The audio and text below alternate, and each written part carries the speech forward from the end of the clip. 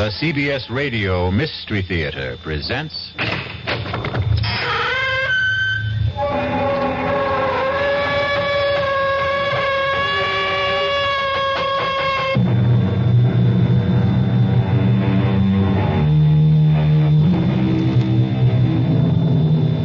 Come in. Welcome. I'm E.G. Marshall. Welcome to the sound of suspense, to the fear you can hear, to the world of terrifying imagination. They say, hell hath no fury like a woman scorned. And perhaps it's true. But the question is, how long can that fury endure? How long can the passions burn? Well, Miss Charity Youngblood was left waiting at the church some 200 years ago, and she still isn't over it. Sheriff's Office, Deputy Palmer speaking. Sheriff, there's someone who wants to murder me. Yes, sir. Your name, sir? Well, is that important? Yes, sir, it is. Well, I hesitate to give you my name because you might think I'm unbalanced. Now, why would I think that? Because of the peculiar circumstances involved. Why don't you let me be the judge of that? Well, this young lady wants to kill me, and she's armed. What's her name? Well, I wouldn't want her to get into trouble. What? She doesn't look like a killer, and besides, I can't prove it. It's just that I know it. Now, sir, calm yourself and tell me, why does she want to kill you? Because I broke our engagement. All right, it's possible. Now, when did you break that engagement? Oh, about 200 years ago.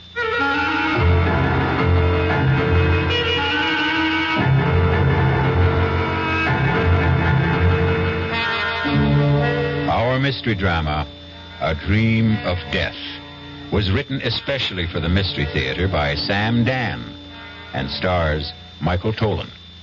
It is sponsored in part by new sugar-free Diet 7-Up and by the Kellogg Company, makers of Kellogg's Special K cereal. I'll be back shortly with Act One. Hello, Ms. Goldilocks here, and welcome to my professional taste testing laboratory.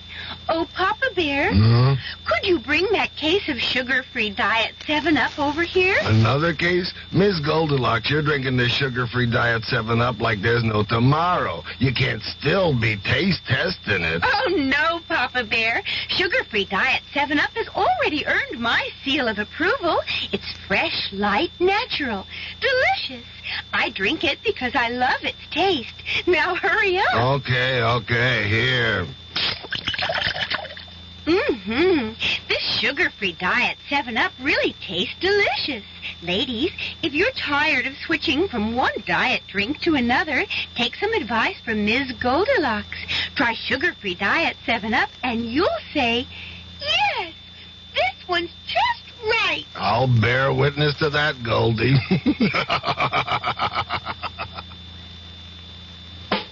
Young I may be, but still I'm a man. Just turned 18 and I'll do what I can to find me a place where I can be me. Get ready for life and be free as the sea. Where do I go from here? Oh, where do I go from here? I finished school, but what lies ahead? Don't want to get trapped, want to feel free instead. All over the world, there's so much to do. The call of the sea, don't you hear it too? Where do I go from here? Oh, where do I go from here? What about the new Navy? You'll get your chance at success, learn an exciting job, and see the world. Call toll-free 800-841-8000. That's 800-841-8000. Or see your Navy recruiter. Be someone special in the new Navy. I know where I'm going from here.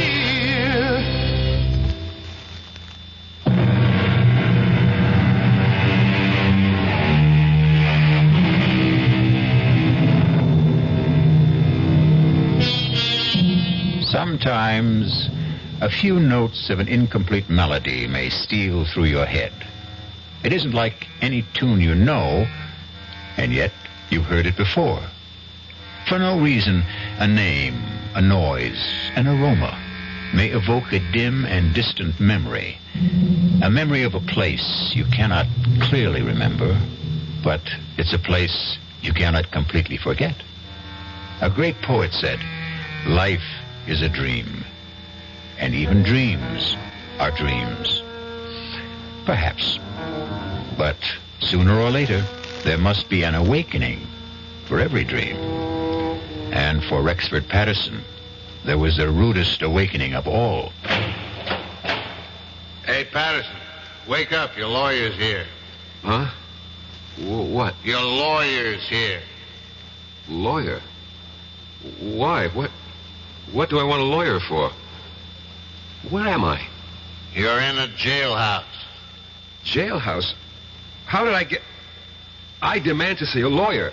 Mister, no sooner said than done. He's all yours, Counselor. All right, Sheriff, if you would leave us. Bang on the door when you want out, Counselor. Who are you? Why am I in here? My name is Peter Evans. I'm an attorney. I was retained by the university on your behalf. Why do I need a lawyer? Why? Well, you're going to be tried for murder. Who is? You are. But that's impossible. You don't remember? Murder? Murder. No. Well, according to the sheriff, you were found unconscious on the floor of your study, and she'd been shot. Who? Your fiancée. Charity? I killed Charity? No. Madeline Betty, your fiancée, Madeline Betty Powers. Who's Charity? Charity Youngblood. She was my fiancée. You had two of them? Look, we know you were engaged to Madeline Betty Powers. Now you say you were also engaged to a Miss Charity Youngblood? Yes. Well, what happened to that engagement? I broke it. Was the parting amicable? No. How did Miss Youngblood take it? She was hurt, angry. She was violent. What do you mean, violent? She swore she would make me regret it. She swore she would have a revenge. Can you prove any of this? Oh, yes. How? I have it in writing. Well, now, this may throw a new light on the case. When did you break your engagement to Miss Youngblood? When? About 200 years ago. Good. You see, if we can produce written evidence... When did you say you broke this engagement? I was killed at the Battle of Monmouth in 78. And 3 years before that would be, the early spring of 1775. Allow me to suggest the only plea that will save you. Insanity. No, I will insist that we plead the truth. Well, what is the truth? Self-defense. I killed Charity Youngblood in self-defense. All right. Look. Now, you may have killed Miss Youngblood in self-defense 200 years ago, but it's over. It's gone. It's done with. Nobody wants you for that. You're going to be tried for the murder of Madeline Betty Powers. Exactly. Charity Youngblood is Madeline Betty Powers. Professor Patterson. You're my attorney. I have to tell you the truth. But I can't believe it. But I can prove it. Look, go to my apartment. In the middle drawer of my desk, there's a book. An old book, an old leather notebook. Bring it here. You'll see. You'll see for yourself. Proof.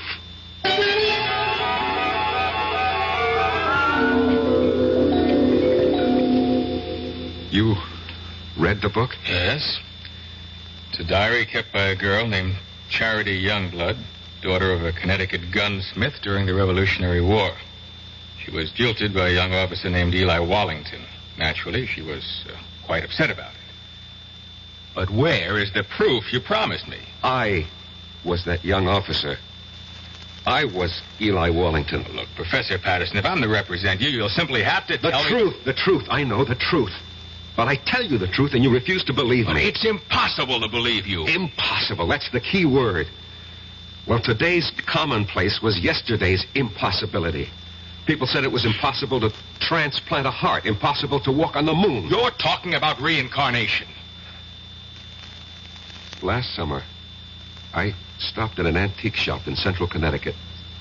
Heaped high on a counter was a pile of old pictures, letters, books. I picked up that little notebook, the one you're now holding. I read that name, that hand-lettered name, Charity Youngblood. And suddenly I felt as if I'd been stabbed through the heart. I knew that name. I knew that name. Please, Professor Patterson. No, don't tell me to be calm. Don't humor me. Just listen to me. I knew that name. I knew the girl. I knew the time. I knew the place. Here, turn to the page where she describes how he proposed to her. Just don't see how Just all of... do it. All right. This is what you want? Monday. Eli proposed marriage to me this morning. I read the name Eli. An electric shock ran through my system. I knew I was Eli. And the entire scene ran through my mind. Exactly as she wrote it in her diary. Exactly.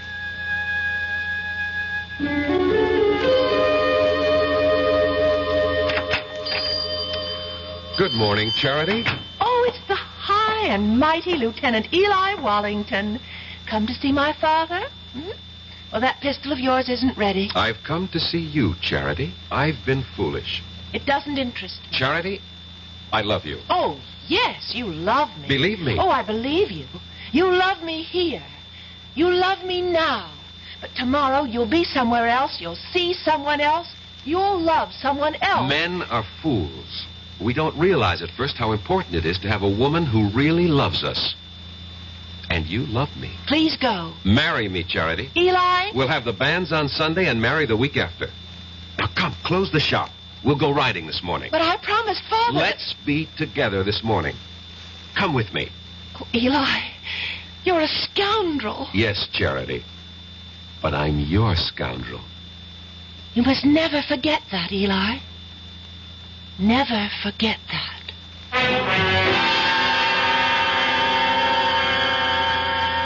What are you trying to tell me, Professor Patterson? Don't you see, as Eli Wallington, I had lived through that scene. I knew how I felt. I loved her. How do you know you were Eli Wallington? How do we know you're Peter Evans? You know, you just know, that's all. None of this is proof in a court of law. You can read in her diary. Here, Sunday. This morning, the banns were read in the church. But Eli never married her. Do you know why? Because Charity was right. The very next week, Eli was somewhere else. He saw someone else. He loved someone else. He never saw Charity again.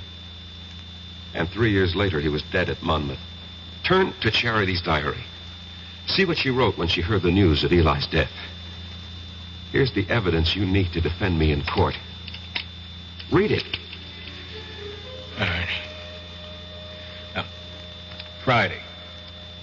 This morning, the Reverend Fallowfield came into the shop with news.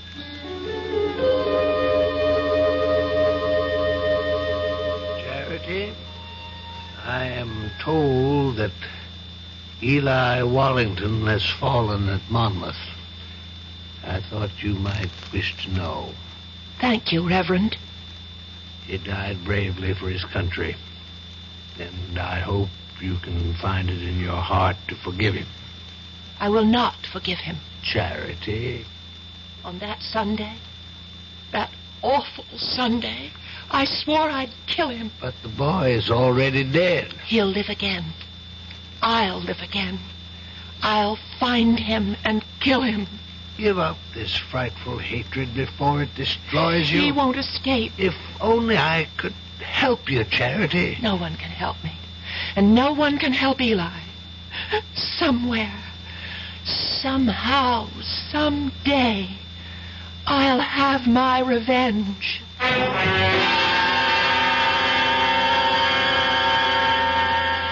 And when I picked up that diary in the antique shop, Mr. Evans, I was almost frozen with terror. I knew I had come back. Why shouldn't she? Huh. But you know something? After a while, I began to laugh at myself. Why? Well, for the same reason you're probably laughing at me. After all, we live in the modern, rational 20th century. Every night, I'd sit alone at home and wait for Charity to come and kill me. And nothing happened. She didn't show up. No. And you can't maintain an emotional pitch forever. And so soon, I stopped thinking about it. And then one afternoon, I was sitting in my study. Come in, it's not locked. Good afternoon, Professor Patterson. Yes. Let me see, you're Miss... Powers. Madeline Betty Powers. I'm scheduled for a conference at exactly 1500 hours. 1500 hours? 3 p.m.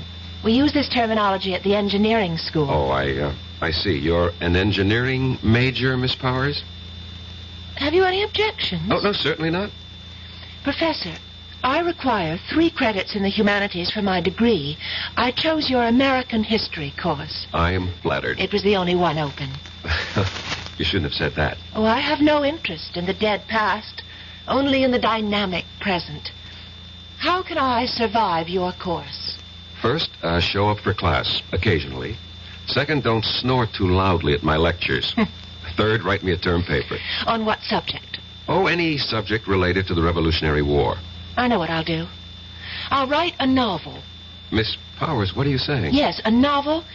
A novel about a girl. But, Miss Powers, you ask for an easy way out. A novel is the most difficult project. You know what gave me the idea for it, Professor? This antique pistol on your desk. What? Broken down, rusty old relic? It just came to me by just looking at it. I'll write about a girl whose father was a gunsmith. What did you say? In one of the 13 colonies, Connecticut. But, Miss Powers, do you know anything about Connecticut during the Revolution? No, I'll make it up. After all, it's a novel. Have you ever been to Connecticut? No, never in my life.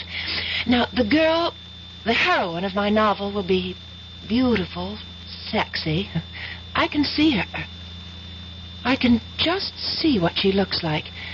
And her name, I even know her name. What is it? I think I have a good one. Her name... No, don't tell me. Write it down on a piece of paper. But don't let me see what you're writing. But why? Please do as I ask, Miss Powers. All right. You've written her name? Yes, Professor. Her name is Charity. Charity Youngblood. Professor Patterson. How did you know?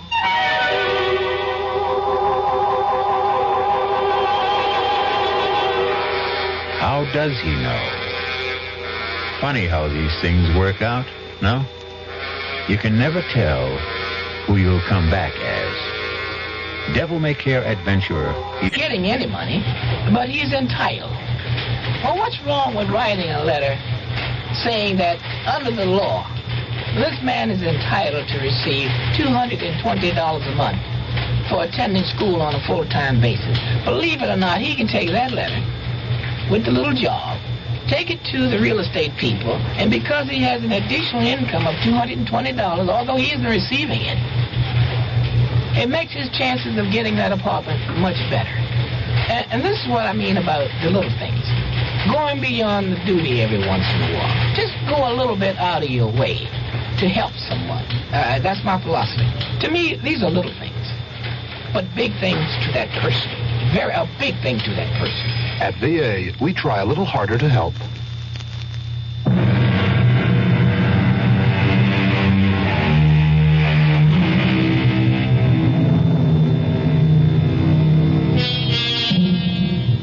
Professor Patterson, a quiet teacher of history, is in jail, accused of killing his fiancée. He doesn't deny it. What he's desperately trying to prove is that he killed the one he had 200 years ago. Where, Miss Powers, have you heard that name Charity Youngblood before? Nowhere. I made it up. You made it up. Well, Charity sounds like a name a girl might have had 200 years ago. And Youngblood has a kind of colonial quality to it. Charity Youngblood. It just sort of popped into my head. And everything just came to you? The whole idea for the novel? The heroine? Her name? It all occurred to you just now? Yes, that's right, Professor Patterson. I simply can't account for it. It has no scientific basis. But suddenly, I have feelings that I've never experienced before. What sort of feelings? I can't describe them. Vague ideas, hazy pictures. Of what? But this woman, this girl, this Charity Youngblood, she's a creature of my own imagination. I only conjured her up a few moments ago, and yet she seems to be alive. Give it up, Miss Powers. You know, sometimes when you write fiction, the character takes over, and unless you're a skilled professional author, this can be dangerous. Just attend class, look intelligent, and you'll pass the course. Oh, Professor, that wouldn't be ethical. Miss Powers, we'll just let that be our secret.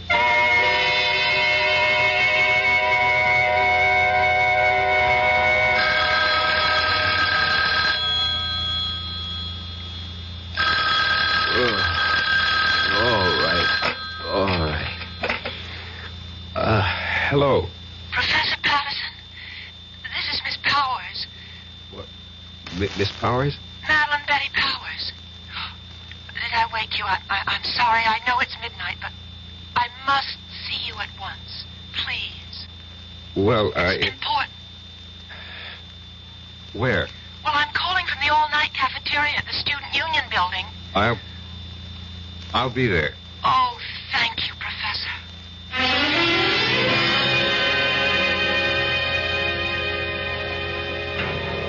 I had to see you.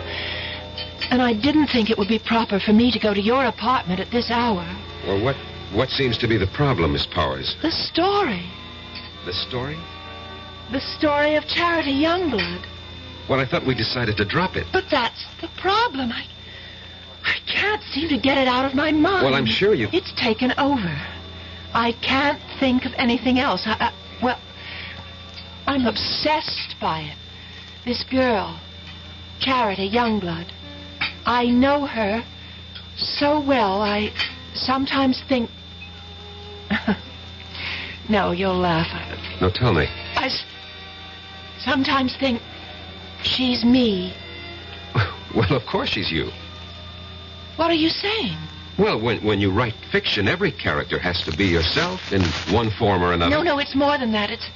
It's a feeling in my bones. I seem to have an urge to do something. What? I don't know. But I keep writing.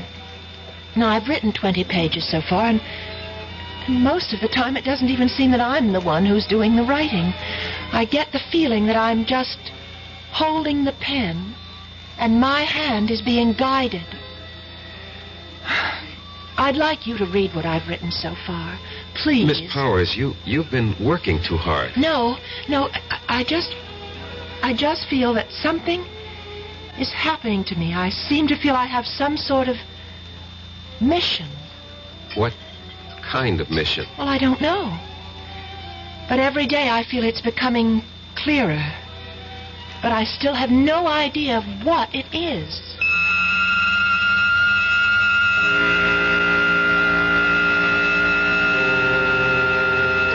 And every day, Mr. Evans, she would hand me a chapter of her novel. And that novel will win me acquittal in court. Why? Because each chapter is word for word a day in Charity Youngblood's original diary. In Madeline Betty's own handwriting. Where's that novel now? In my desk.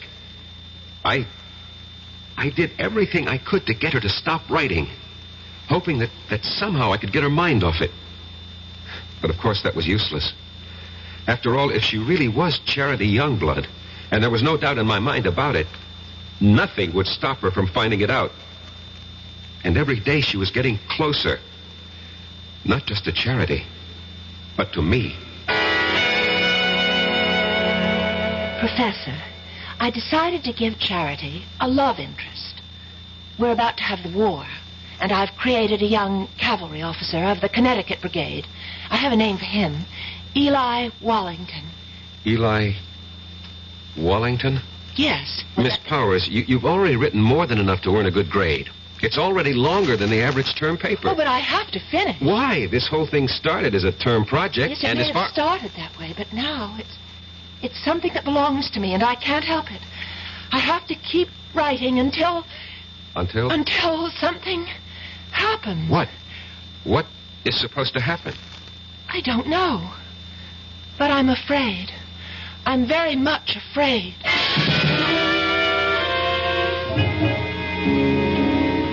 I was afraid too, Mr. Evans. Afraid that at any time she would suddenly realize that she wanted to kill me. But surely you realize... What? You mean I had nothing to be afraid of? Suppose someone's determined to kill you, and you know it. You tell me. You know what I think? Although it's academic now. I think you should have gone to a psychiatrist. I did. I went to the top. I went to the head of the Department of Psychiatry at the University Hospital.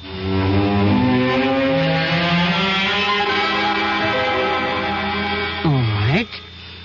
Now, let us see if we can delve into the core of these hallucinations. No, let's not, Dr. Laufer. You see, these are not hallucinations. No? No. These are matters of fact. I know them to be true. You're talking about reincarnation. Yes. And you obviously don't believe in it. That's hardly the point. It may exist, for all I know. However, if it does, then we have no way of knowing who we were in a past lifetime. Perhaps we had no way of knowing. Perhaps today, with heightened powers of communication, perhaps our modern scientific technology has upset certain natural balances. Whatever. The fact is, I know. If you know, you know. What do you want me to do? Suggest a way I can live with it. I'm afraid I don't understand. Look, if a man was an alcoholic or a drug addict or a gambler, and he said to you, this is what's wrong with me, how do I live with it? What would you tell him? You are oversimplifying. I am I'll coin the word. Reincarnate. How do I live with it? Especially since my life is in danger. Very well. Why is your life in danger? I told you. Charity Youngblood wants her revenge. And she's here in the person of Madeline Betty Powers to exact it. Don't you see what you must do? No. This is all within the framework you yourself have created. If you remove the motive, you can prevent the crime. I still don't know what you mean. If she wants to kill you because you jilted her, well, all you have to do is give her satisfaction. How? Marry her. Marry her? Marry Madeline Betty? She's hardly my type. You're 32 years old. You're not married. Are you going with anyone? No. But marry her? How do I know she'll have me? Were you once Eli Wallington? Yes. Was she once Charity Youngblood? Yes. She'll have you.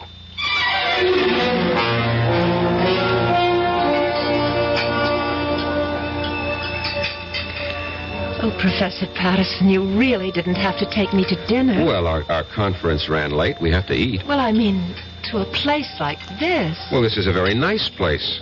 Or so I thought. Oh. Would you care to dance? Oh, no, thank you. I dance rather poorly. Oh, I can't believe that. Why can't you believe it? Because you're so charming. I don't think so. At least no one ever told me that. But I think so. Do you? Why? Well, it's a subjective thing. I lied to you just now. I said I dance poorly. The truth is, I don't dance at all. Now, how is that possible? Girls who don't get asked usually don't bother to learn. I don't know why I'm telling you all this. It's just that since the day I met you, I started thinking. I don't know how to describe it. Well, what were you thinking? Oh, crazy things. That is, for me. I suddenly wanted to write a book. Why, I'll never know.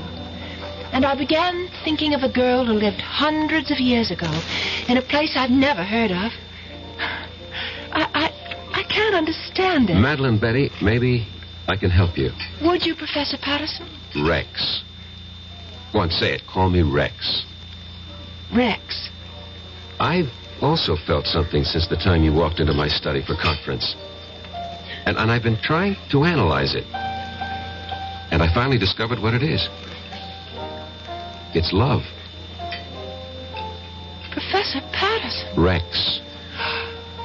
And so I'm asking you, I hope that you will marry me.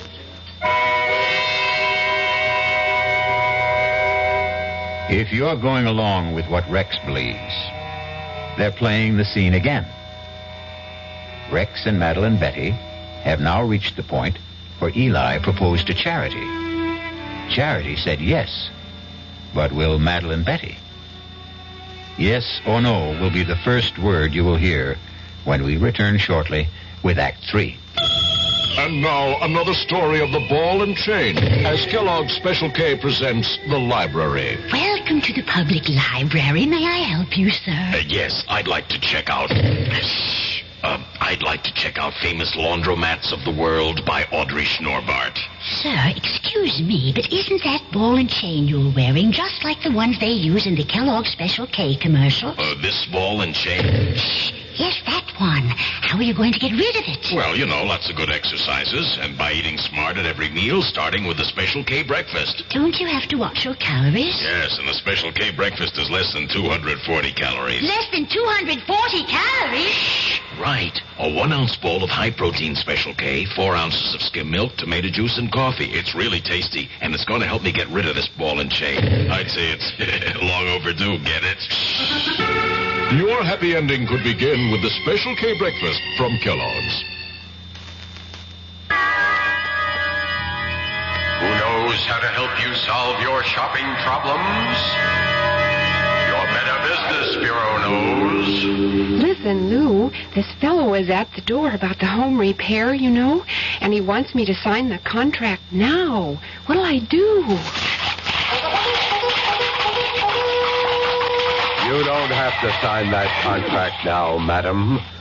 You're not Lou. Who are you? I'm the man from the Better Business Bureau with some advice to help you to protect yourself.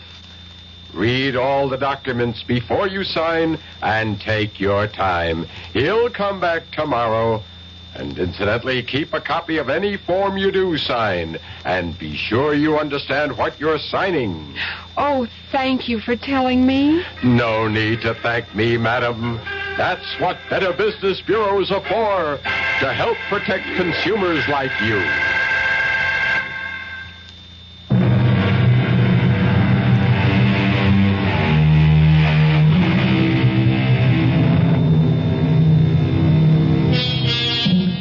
Eliminate the motive, and you prevent the crime. Excellent advice. And Rexford Patterson has taken it. He has just proposed to Madeline Betty Powers because it's the only way he can think of to keep her from killing him. And now, she looks at him and says, Yes, Professor Patterson. Yes. You can't agree to marry a man and call him Professor Patterson. Rex. I know it's sudden, Madeline Betty. We can get married after you graduate. Oh, I'll marry you anytime you say, Rex. I love you. I love you, too. I fell in love with you. Must have been at first sight. Why? Why? Because you're handsome. I was hoping I had other qualities. Oh, you do. You do. But being handsome's part of it. Why did you fall in love with me? Because you're beautiful. Oh. No, you don't believe it. No, Well, I feel beautiful. You make me feel beautiful. Oh, Rex. I can't believe this is happening to me. It's happening. It's happening to both of us. And I'll be such a good wife for you. What is it? Oh, my head. What's the matter? Suddenly feels so light, so clear. Well, that's good. And different. Different? Yes, different. How? The book. You know the novel that I'm writing for the course? Yes? All of a sudden, I don't want to write it anymore. Why not? I don't know how it came into my head in the first place. Just as suddenly as it came, it's gone out. Gone out? That girl, Charity? Oh, yes, Charity, the heroine of your book. Yes, that's her name? Yes, I seem to remember. Well, she's gone from my mind, too. I simply can't understand how it happened. Well, why bother? Yes, that's right. Oh, why bother about anything except us? Except you and me.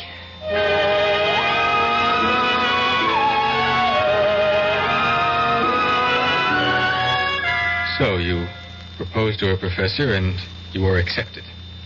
She seemed happy. Apparently you were reconciled. What was the problem? The problem was, Mr. Evans, I didn't really love her. Just as Eli didn't really love Charity. But within the theory you'd set up... Don't call it a theory. It's a fact. Oh, whatever. But this is what you had to do. You had to marry the girl. And I tried hard. But she made it impossible. She was... What did she do? Nothing, really. She was just so grateful to me. You pay attention to a wallflower, and what you create for yourself is a clinging vine. A vine that can strangle and suffocate you. And besides... Yes? Besides, there was Susan Miller.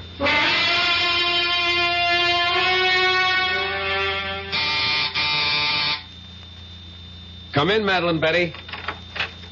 I'm not Madeline Betty, but I came in anyhow. Well, how do you do? Professor Patterson? Yes? I'm Susan Miller, of the English department. You're new here. Oh, I received my teaching appointment last week. Early American Lit. A favorite field of mine. Well, that's the scoop on campus. Anything early American, see Rex Patterson. I just thought we'd chat. Fix you a drink? A soft one. Naturally. Diet, if you have it. I'm watching my weight. Why? I think it's most attractive the way it is. Well, if you think so, I'll keep it that way. Did you know that General Burgoyne wrote a play? Yes, it was called Maid of the Oaks. And it was produced in New York during the Revolution. Yes, and I'll tell you who was in the cast.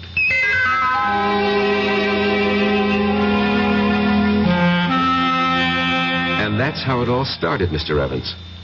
Easy, relaxed, delightful.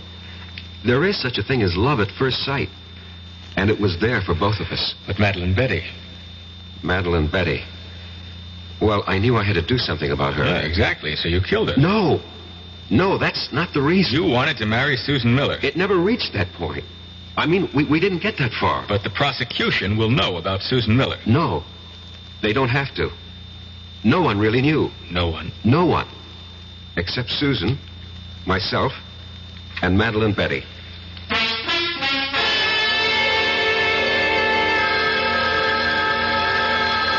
Get it.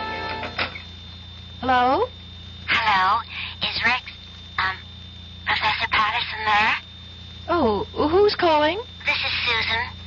Miss Susan Miller. Rex is for you, Miss Susan Miller. Oh, thank you, Madeline. Yes, Susan? Rex, how about a drive in the country? I have considerable work to do. But I thought you had nothing to do all weekend. So did I, but, I have this research project. I see. Did your project answer the phone? No. No, it's nothing like that. Well, maybe we can get together tomorrow. Sure thing. Goodbye. Bye. And who is Susan Miller? She teaches here. I'll bet. What does she teach? English. You could look it up in the catalog. I'm sorry. I'm so jealous. Forgive me. You're forgiven. I just can't believe my good luck, that's all. Rex, you said you'd marry me any time I chose. Well, yes. Well, I choose now. Now? Well, next month. I want Mother and Dad and my sisters, and I have some cousins. I'd like to see the looks on their faces. The first Sunday next month. That's almost 4 weeks from now. Is that all right? Well, You haven't changed your mind, have you? But I had changed my mind, Doctor. I see. I wish I knew what doctors meant when they say, I see. Patterson, you are the one who set up the ground rules. You said she was Charity Youngblood, reincarnated to have her revenge. I know. I know. And using that, I suggested marriage. It was your only chance. I realize that, but you see, I really don't believe that anymore. You don't? I should have listened to you when you called it an hallucination. You agree with that now? I think I do. What caused this radical change? I'm in love. With whom? A woman. A woman? Yes, a woman. Not a girl, not an immature, neurotic girl, but a woman. A woman who is beautiful, intelligent, who has everything in common with me, who has something to offer me, just as I have something to offer her.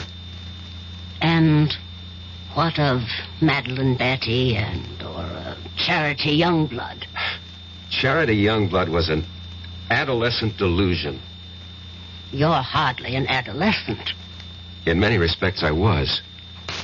I fell in love with the idea of Charity Youngblood, this voluptuous creature, but... Yes.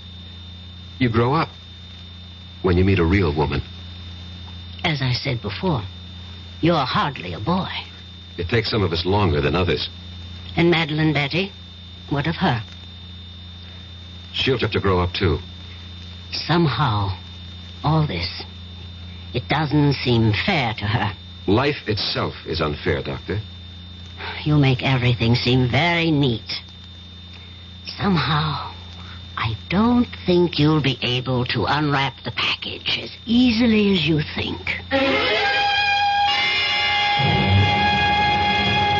But why? Why? I told you, Madeline Betty. I told you. But you said you loved me. I thought I did. No. Oh, please, Madeline Betty, don't make this difficult for both of us. Oh, Rex, please, marry me. No, it wouldn't be right. I told everyone, my parents, my sister, my friends. Oh, Rex, what can I tell them now? Would you want us to live a lie? I don't care. Rex, why did you do this to me? These things happen. You loved because I was here. You went somewhere else. You saw someone else. Now you love someone else. What do you say? I don't know what I'm saying. Look, you'll find someone else, too. I'm sorry, Rex. I've been speaking to you like a fool.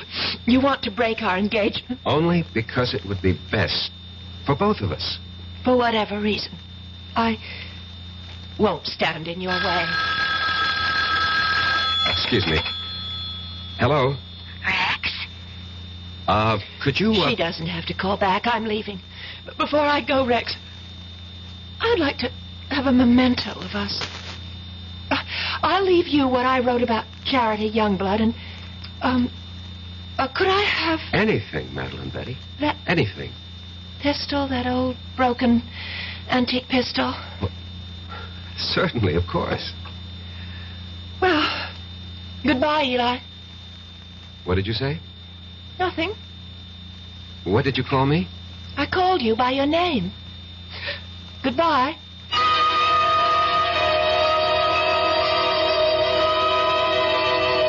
That night, Mr. Evans, she left the college. Her roommate called me and said Madeline Betty had disappeared.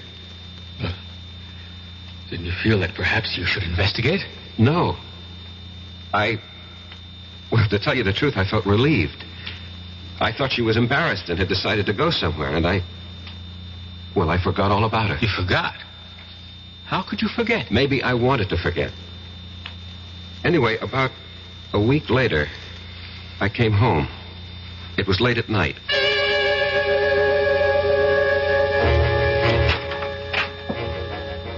Good evening. What are you doing here?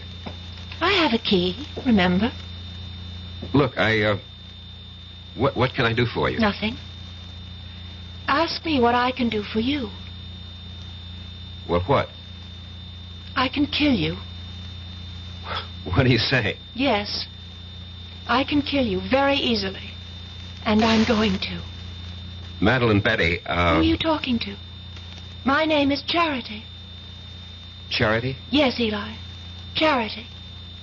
Remember Charity? No, you're Madeline It's Betty. taken me such a long time to find you, Eli. Such a long time. Listen to me. I'm not Eli. I'm Rex Patterson, and you're not Charity. You're Madeline Betty Powers. Sweet talk, Eli. You always could do it, but it doesn't go with me anymore. Look, Madeline Betty, I'll have to ask you to leave. Oh, I will. After I kill you. No, you can't kill me. I can. With this. What are you talking about? With that rusty old antique pistol? No, not anymore. I brought it home to Father, to Isaiah Youngblood's gun shop, and I said, Father, fix this pistol. And he did, you see, how he cleaned it and oiled it.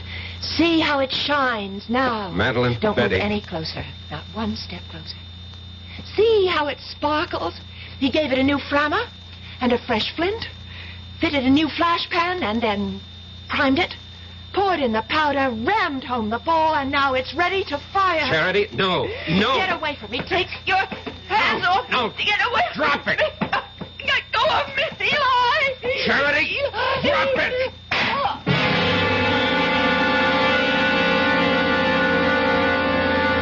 We struggled for the gun, and at the last second, the barrel must have turned toward her. And she pulled the trigger. And that's your defense. That's my defense. You want me to plead that defense? I want you to tell the jury exactly what happened, why it happened, and the way it happened. Show them the written proof. You're sure that's what you want me to do? Yes, I'm sure. I'm sure because it's the truth. Well, I hope the jury buys it. Would you have bought Professor Patterson's story? You would. A pity you weren't on the jury. Because 12 good men and true, actually 6 of them were women, deliberated for a full week and decided that Rex would have to pay the price. Not just the price for Madeline Betty, but also, as it turned out, the price for Charity. I'll be back shortly. This is Ray Scott for the President's Council on Physical Fitness and Sports. Sometimes we're accused of exaggerating the importance of a game, along with millions of Americans across the country. Well, maybe so. But one thing is sure. We certainly under-exaggerate the importance of physical fitness and sports among our children. We send our kids to the best schools we can to get the best education they can, and yet we often completely neglect their physical education. Phys ed departments are usually the first to suffer when budgets are cut. That's why we urge you to support the physical education departments in your schools and to make sure your kids are getting the kind of programs and instruction that will do them the most good. Physical fitness can help them develop into healthier adults and help them live up to their full potential.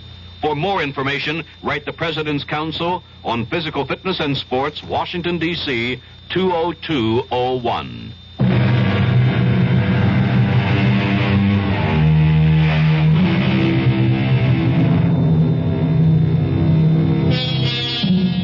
Can a desire for revenge span the centuries? Not a comforting thought, exactly. It's all most of us can do to hew to the straight and narrow during one lifetime.